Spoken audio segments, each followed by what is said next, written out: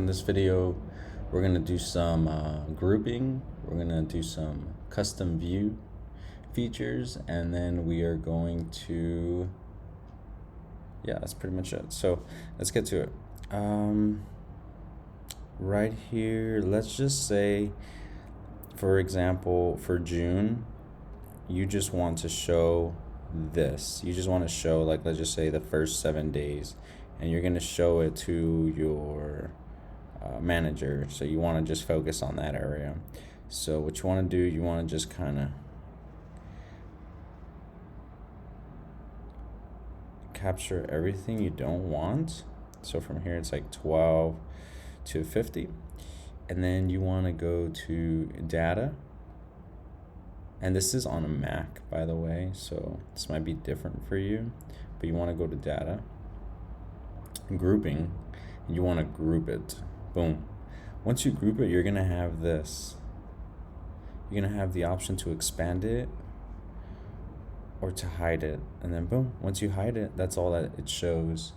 So let's just say, like, you want to show your manager only this on a PowerPoint. You can save this just like this. That way you don't have to do all those steps, right? And then the next, if you do want to show it, then you can pop it up, or if you want to work on it again. So that's kind of cool. And then to save this as, like, let's just say as like a template or a custom view, what you want to do is you go to right here to customs view. So you go to view, customs view, and then you just add it. So you add it, and then you want to type the title for it. So just say week 1. So just say, like, these are cells for week 1 or something, and then you press OK. So then when you go to a custom views, if you want, you can, like, let's just say your manager's coming in that morning, you're like, okay, well, I already have it ready, so I can show them this view. So this will show everything, right?